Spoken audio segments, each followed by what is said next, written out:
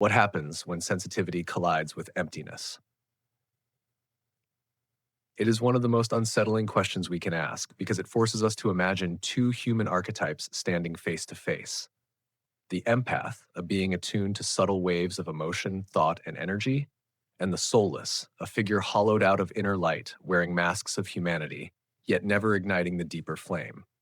This confrontation, quiet, invisible, yet piercing, has defined myths, shaped philosophies, and haunted the private rooms of psychology.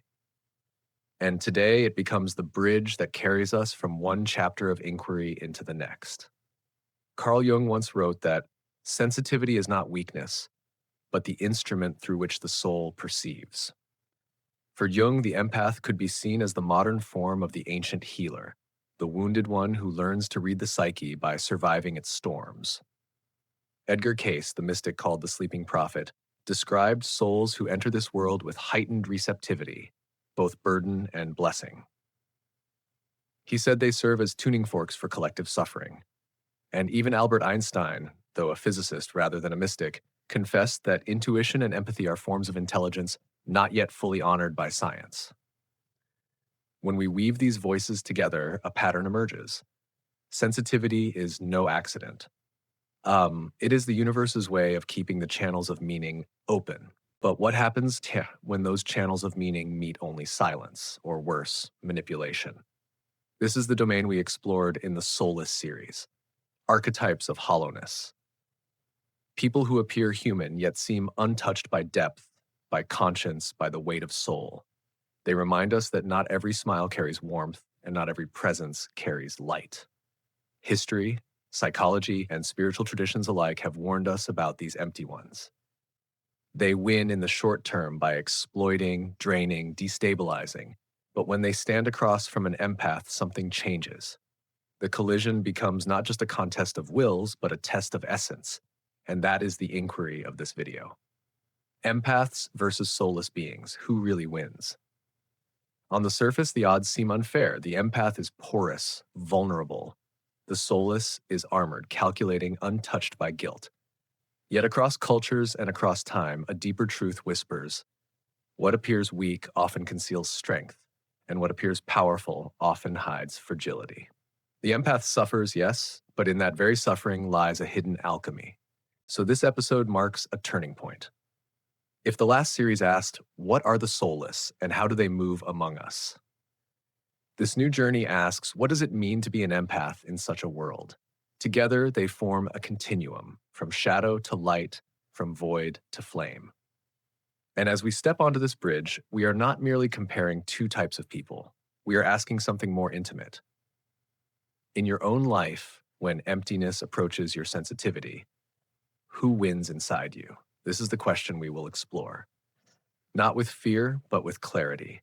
Not to glorify struggle, but to uncover what resilience, soul, and presence can mean against a backdrop of absence. Welcome to the threshold of the empath journey. To understand what it means for an empath to face the soulless, we must first step back and ask, what is an empath, really? The word is common in pop culture today, often reduced to someone who feels too much. But in the deeper traditions of psychology, neuroscience, and spirituality, the empath is not a trend. The empath is an archetype, timeless, consistent, and essential. Carl Jung, the father of depth psychology, hinted at this archetype when he spoke of the highly sensitive type, those who seemed porous to the unconscious currents others could ignore. For Jung, this sensitivity was not just a temperament. It was a function of the psyche that opened access to what he called the collective unconscious. The empath, then, is not simply overly emotional. They are a living instrument, tuned to vibrations beyond the personal self. In mythic language, they embody the wounded healer, those who, by being pierced by life's suffering, acquire the capacity to heal and guide others. Neuroscience adds another layer. In the 1990s, researchers in Parma, Italy, discovered mirror neurons, cells that fire not only when we act, but when we watch another act. These neurons let us feel another's pain, wince at another's injury, or resonate with joy or grief without a word spoken. Highly sensitive individuals, often called empaths, show stronger activation in these networks. Their nervous systems are more responsive, less shielded. They feel the unspoken currents in a room, the subtle changes in tone, even the tension others deny. It is not imagination. It is biology. And yet, long before science, ancient mystics knew this truth. Across cultures, empaths were not seen as anomalies, but as necessary figures. The shamans of indigenous traditions, the oracles of Delphi, the prophets of Israel, the seers of India, each carried heightened sensitivity. They were said to walk between worlds, to feel what the tribe could not, to translate the language of spirit into guidance. Sometimes feared, sometimes revered, but always marked by the same paradox. To sense deeply is also to suffer deeply. This paradox is the heart of the empath's life. Their gift is their burden. On one hand, empaths serve as bridges. They understand without explanation. They comfort without judgment. They trace the invisible architecture of human connection. When a friend says, "I'm fine," the empath hears the fracture behind the words. When a stranger smiles, the empath feels whether that smile holds warmth or concealment. When cultivated with wisdom, this perception becomes a source of profound healing. But the same sensitivity that grants this gift makes them vulnerable. Like a vessel without a lid, they can absorb the pain, anger, or emptiness of others. They often confuse what is theirs with what belongs to someone else. Crowds exhaust them. Disharmony unsettles them. And when they meet the soulless, figures who give nothing back but drain without remorse, they can be destabilized, even doubting their own sanity. Many empaths grow up feeling too much, too strange, or too fragile. The world tells them to toughen up, to numb down. But in truth, their sensitivity is not a flaw. It is a different kind of strength. Einstein once said, "The intuitive mind is a sacred gift, and the rational mind its faithful servant." In many ways, the empath embodies that sacred gift. They prove that intelligence is not only measured by logic or calculation, but by resonance, the ability to feel the interior of another being. This is not weakness. It is the foundation of art, of compassion, of civilization itself. Without empaths, cultures would lose their conscience, their poets, their healers. Without empaths, cruelty would run unchecked because no one could imagine suffering from the inside. Yet the path of the empath requires discernment. The gift must be balanced with boundaries, or else it becomes a wound that never closes. Jung taught this through individuation, the process of becoming whole, of integrating sensitivity into strength. Neuroscience echoes, regulation precedes connection. The empath must learn to anchor the nervous system, to distinguish self from other, to turn empathy into compassion rather than collapse. And mystics remind us, the shaman does not remain in trance forever. They return to the village, grounded, bearing wisdom. So the empath is double-edged. They are porous, yet powerful. They are wounded, yet in that wounding lies medicine. They are vulnerable, yet vulnerability is what lets them touch the sacred. When they forget this, they drown. When they remember, they become catalysts of transformation. This is the stage upon which the drama with the soulless unfolds. Empaths are not simply nice people. They are carriers of a rare frequency, a reminder that consciousness itself is relational. The question is not whether they will suffer when confronted by emptiness. They will. The question is whether that suffering can be transmuted into clarity, into sovereignty, into flame. And here we begin to see the battle is not between equal opponents, but between absence and presence, void and soul. If the empath is defined by depth of feeling, then the soulless is defined by the absence of it. We have already glimpsed these figures in the earlier series, but here we must step closer and examine them with sharper tools. For only by understanding the hollow can we grasp the true magnitude of the empath's path. Carl Jung gave us one of the most useful keys: the shadow. He described it as the repressed part of the psyche, the dark brother that contains everything we refuse to face about ourselves. In most people, the shadow is not the whole. It is balanced by conscience, by dreams, by the faint light of soul that insists we wrestle with our darkness. The soulless, however, seem to embody shadow without counterweight. They walk as if the interior spark is missing, leaving only instinct, appetite, and the capacity for mimicry. This hollowness is not merely metaphorical. Mystics across traditions have warned of the empty ones, figures who appear outwardly human but are not animated by the same inner fire. Edgar Cayce, the American seer, spoke of shells or forms that could be inhabited without a true soul presence. He suggested that some lives are lived almost mechanically, as if the body were moving without the deeper essence of consciousness. Ingo Swann, the gifted remote viewer, went further. He described energies or entities that can interfere with human consciousness, exploiting those who radiate sensitivity. Whether we take these visions literally or symbolically, they converge on a sobering idea. Not everyone is playing the same interior game. Modern psychology adds a secular confirmation. Research on the so-called Dark Triad, narcissism, Machiavellianism, and psychopathy describes personalities marked by manipulation, lack of empathy, and predatory charm. Such individuals can navigate society with skill, cloaking their void behind charisma or authority. They know how to imitate care, how to mimic interest, but their inner landscape is barren of genuine resonance. Studies show that these traits are not rare outliers. They form a measurable spectrum within the human population. And at the far end of that spectrum, we find the closest scientific parallel to the soulless archetype. The question then becomes, which beings so often lock onto empaths? The answer lies in the economy of energy. Where the soulless lack interior light, the empath overflows with it. To the hollow, the sensitive glow of an empath is like a beacon in the dark. It promises nourishment, attention, validation, vitality that they cannot generate on their own. Just as a parasite requires a host, so the soulless often seek out the open-hearted.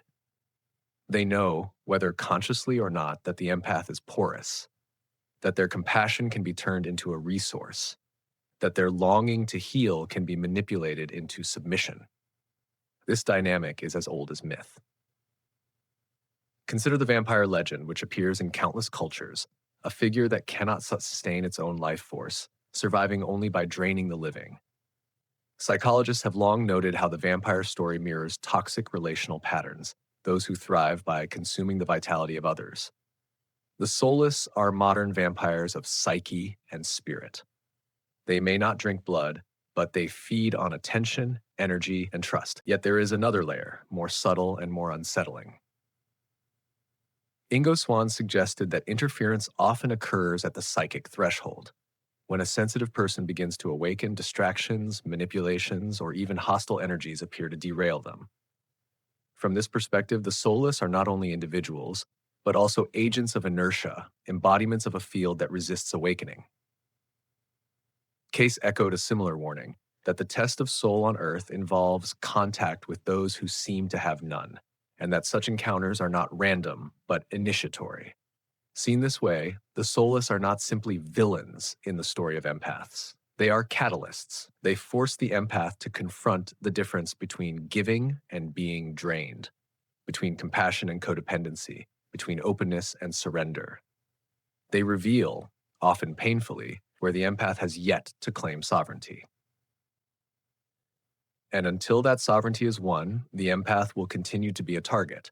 This is why the soulless matter to our inquiry. They are not curiosities on the edge of human experience. They are active participants in the drama of consciousness. Their very emptiness demands a response. When they enter an empath's life, they expose both the danger and the potential of sensitivity. They show what happens when soul meets void. And in that collision, the real question emerges. Will the empath's flame flicker out, or will it burn more steadily because of the wind?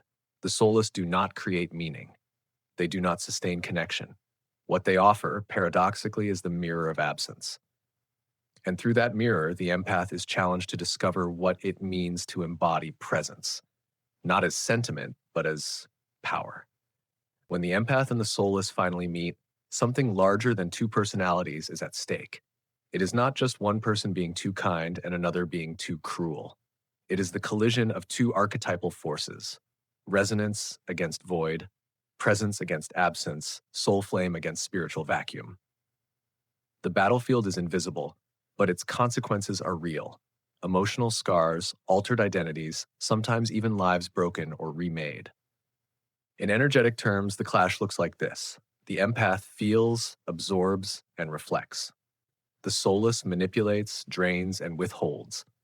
The empath reaches for connection, hoping to meet another heart. The soulless reaches for control, seeking not relationship, but resource. These two approaches cannot be reconciled because they operate from different premises. One believes that meaning is shared, the other believes that meaning is leverage. Mythology captured this confrontation long before psychology gave it names. Consider the Greek story of Orpheus and Eurydice. Orpheus, the sensitive musician, charms even the underworld with his song, proving the power of soul to stir what is lifeless. Yet when he turns too soon, when doubt infiltrates his faith, Eurydice is lost. The myth whispers a timeless truth. Sensitivity can move the void, but it must remain anchored, or the void reclaims what was gained. Similarly, vampire legends across cultures speak of radiant beings drained by figures who survive only through consumption. These are not just ghost stories. They are cultural memory of what happens when the open-hearted are ensnared by the hollow. Modern psychology paints the same pattern. Research on emotional abuse shows that individuals high in empathy are especially vulnerable to gaslighting, manipulation, and exploitation. Their capacity to imagine another's perspective becomes a liability when the other is disingenuous. The soulless, skilled at mimicry, exploit this by weaving illusions of intimacy. Studies on trauma bonding reveal how cycles of cruelty and kindness create powerful hooks, keeping empaths entangled in relationships that erode their sense of self. In the short term, the soulless often wins. They extract energy, loyalty, even identity. The empath is left doubting themselves, hollowed by confusion. But long-term, the story changes.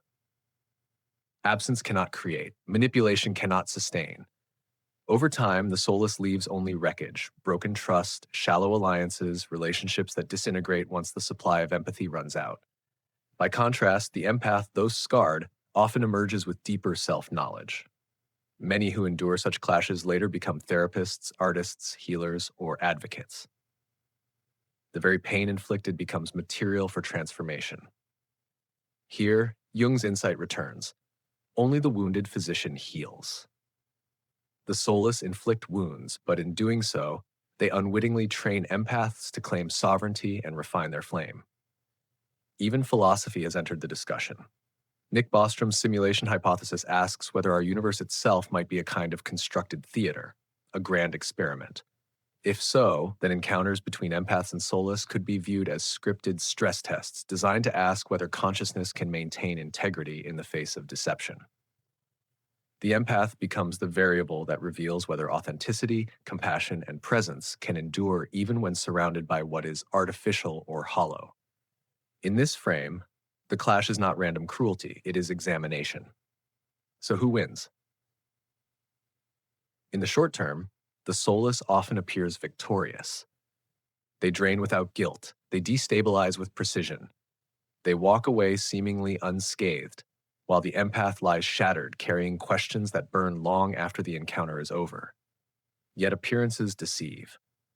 Over decades, patterns reveal themselves. The soulless leave no legacy of meaning.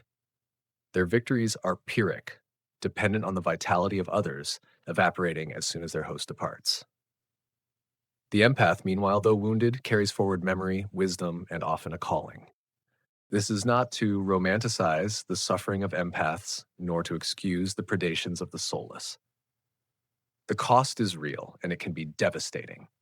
But from the vantage point of spiritual evolution, we see an irony. What the soulless seek to consume, they inadvertently strengthen. Each attempt to hollow out an empath forces that empath sooner or later to discover boundaries, clarity, and sovereignty. And when they do, their presence radiates more powerfully than before. It is as if the clash itself is a forge. The soulless provide the pressure, the heat, the absence. The empath provides the raw material, sensitivity, resonance, soul. Out of their meeting, something tempered emerges. Not always immediately, not without scars, but eventually with a resilience that cannot be faked. So, in the grand ledger of time, the answer to who really wins begins to shift. The soulless may gain in the short game, but they cannot sustain. The empath may lose battles, but they are positioned to win the war, not against another person, but for their own wholeness. For the empath, victory is not domination, but endurance, not conquest, but authenticity. And authenticity, unlike emptiness, multiplies as it is shared. Thus, the clash between empath and soulless is more than a struggle. It is a revelation. It shows us that light, though vulnerable, renews itself. Void, though powerful in its hunger, consumes itself. And when the two meet, the flame that learns to stand becomes brighter than before. To ask who really wins is to risk misunderstanding the very nature of victory itself.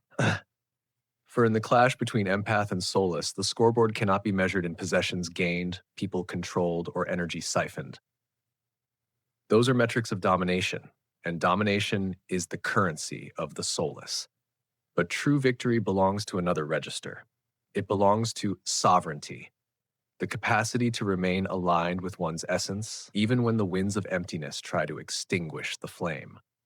Carl Jung called this process individuation, the lifelong journey of integrating shadow and light, suffering and strength into a wholeness that is uniquely ours. The empath, confronted by the soulless, is not asked to conquer another person, but to complete a task within, to transform sensitivity from a wound into a weapon of clarity, from a liability into a compass. Winning, in this sense, means refusing to let the absence of soul dictate the shape of one's own. Neuroscience confirms what mystics always intuited. Studies on resilience show that the human brain is not fixed. It is plastic, capable of rewiring itself after trauma. Survivors of emotional manipulation often develop stronger networks of self-regulation once healing begins.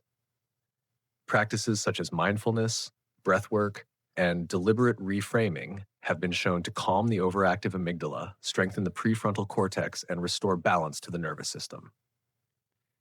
In other words, the very mechanisms that once made empaths vulnerable, their openness, their responsiveness, can be retrained into strengths. What once overwhelmed them can, with practice, become a channel for discernment. And this is not merely psychological, it is spiritual sovereignty. The ancients taught that power does not mean control over others, but mastery of the self. The Stoics of Greece insisted that freedom lies not in changing external events, but in governing one's response. The yogis of India taught that liberation arises from steady awareness, the refusal to be enslaved by craving or aversion. Indigenous shamans carried rituals for grounding and protection, reminding their tribes that sensitivity without anchoring invites chaos. These traditions converge on one truth: sovereignty is the real victory.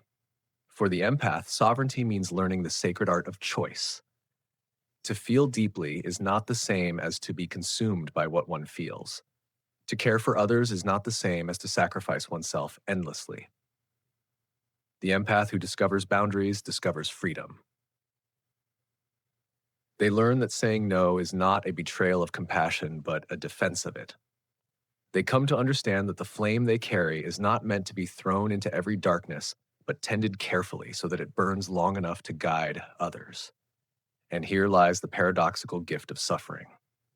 Empaths often become teachers not despite their wounds, but because of them. Their encounters with the soulless become textbooks in disguise, painful lessons that sharpen discernment, deepen compassion, and awaken strength.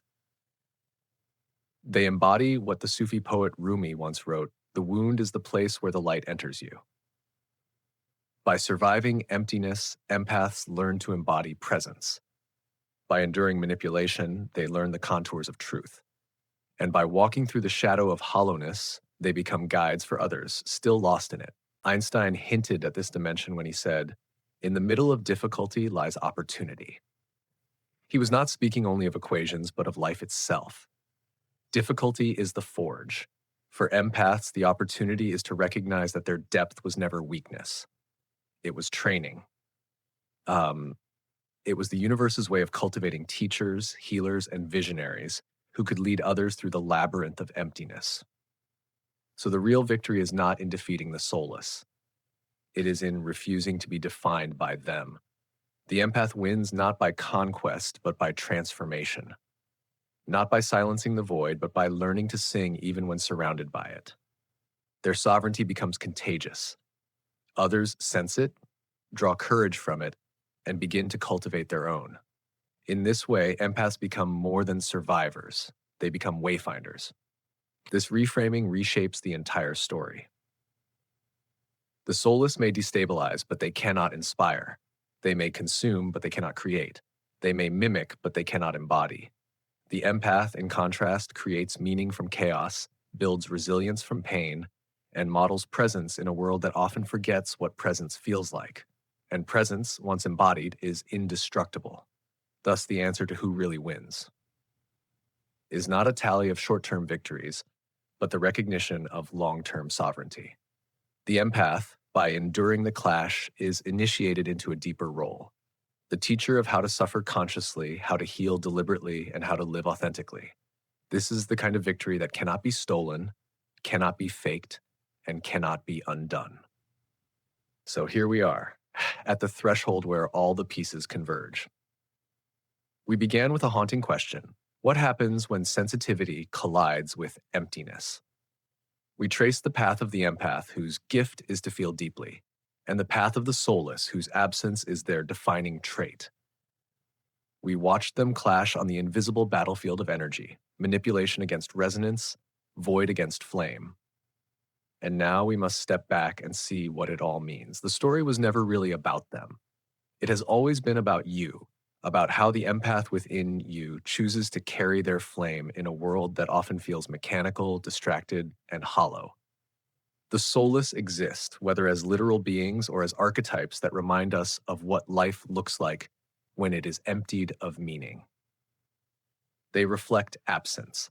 They are the echo of what happens when conscience is muted, when the inner spark is lost. But you, as an empath, are proof of presence. You prove that feeling is not weakness, that depth is not a flaw, that sensitivity is not fragility, but power. This is the heart of the message. Soulless beings mirror the absence of soul, but empaths embody its undeniable presence. Every time you choose awareness over numbness, compassion over calculation, sovereignty over surrender, you tilt the scales of existence toward presence. That is what winning truly looks like. Not crushing another, not escaping every wound, but refusing to let emptiness define you. The empath's life is not easy, but it is meaningful. Your very struggles carry a hidden curriculum. The heartbreaks, the manipulations, the encounters with void, they are initiations, pressing you to discover resilience you did not know you had. They are the fire that tempers the metal of your being, teaching you boundaries, discernment, and the art of embodying your own light. From this perspective, every clash becomes less about surviving another's hollowness and more about claiming your own wholeness. And as you claim it, something even more extraordinary happens. You become a teacher. Not in the formal sense, perhaps, but in the living sense. By simply existing as an empath who has chosen presence, you show others that it can be done. You remind them that depth is possible in a shallow age, that compassion is possible in a culture of self-interest, that soul is possible in a world obsessed with surfaces. You become a living antidote to the void. This is where our path now turns. We have walked the corridors of the soulless, studied their patterns, faced their shadows. That was necessary to understand what we are up against, to name what has been unnamed, to strip illusion of its glamour. But the next journey is not about them. It is about you. It is about the empath's path, the tools, practices, and wisdom that allow sensitivity not just to survive, but to thrive. So consider this both an ending and a beginning. The Soulless series was a mirror of warning. The empath journey will be a mirror of becoming. If you have felt the weight of emptiness pressing against your chest, if you have doubted your depth or mistaken your gift for a flaw, the next chapters will show you how to stand in that gift with clarity and strength. Carry this truth with you. The void can only imitate, but the soul can create. The hollow can only consume, but the heart can renew. The soulless may reflect absence, but you, if you are an empath, prove presence. And presence is always stronger because presence multiplies itself with every breath, every choice, every moment of courage. Welcome then to the next stage. The empath journey awaits. Step into it with the knowledge that your flame is not fragile. It is the light by which others will find their way. And if this message resonates with you, please like this video, share it with others who may need to hear it, and subscribe to Awaken Wisdom for the next chapters of this journey. Together, let us keep the flame alive.